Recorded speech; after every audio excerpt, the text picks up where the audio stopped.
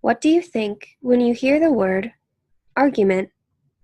Most people would probably think of an angry or heated debate between two people. But that's not the type of argument that we'll be talking about today. The type of argument that I'll be covering will be a reason or set of reasons given with the aim of persuading others that an action or idea is right or wrong, like a debate. Now, an argument is comprised of three different parts, the first of which is your premise.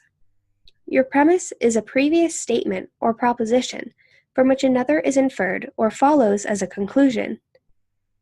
Your premise has to be backed up by a claim. A claim is to state or assert that something is a case, typically one that is disputed or in doubt.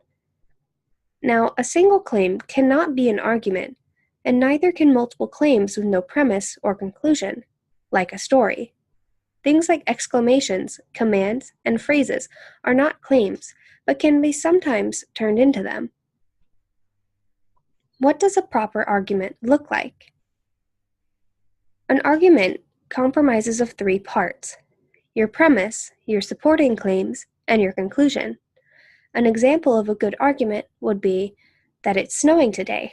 We live in Georgia, so there's no school today. Your premise and your claim both support your conclusion.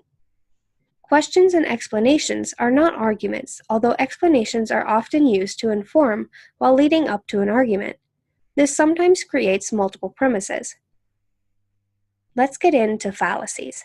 Now, fallacies is basically a bad argument. There are many different types, but we'll be covering the most common. Let's start with emotional fallacies. Scare tactics, peer pressure, and guilt trips are all different types of emotional fallacies. They try to convince you of something using fear, social acceptance, or shame. I feel X, therefore X. An example would be a Red Cross commercial that shows the aftermath of a hurricane, then asking viewers to donate money. You feel sympathetic, therefore you should donate. Nearly all fallacies correspond to some type of emotion. Let's move on to popularity fallacies. Now, the appeal to popularity is most commonly used out of these. Many believe X is true, therefore X is true. An example would be that millions of people enjoy roller coasters, therefore roller coasters are fun. Now, not everyone thinks roller coasters are fun, and just because millions of people enjoy them, that doesn't mean they're fun for everyone. An appeal to tradition is just a past tense of an appeal to popularity in a sense. The Chinese have used acupuncture for years, therefore acupuncture must work. Popularity does not measure the justification or accuracy of a claim. The common practice fallacy is commonly used especially in order to justify wrong actions. X amount of people do X, so it's okay or justified if I do X. All my friends drink, so it's okay if I drink too. Two wrongs make a right is similar. Someone else did X, so I can do X. John hit me, so I hit him back. Now, a good argument needs claims, not justifications.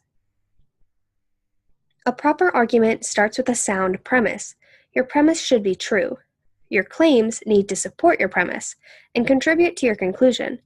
Your conclusion should be able to convey what your argument is about. In my example, I have my conclusion as I have trouble reaching things.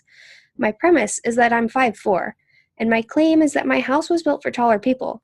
So, therefore, I have trouble reaching things sometimes. Using my example, I'd be easily able to convince someone that I have trouble reaching things.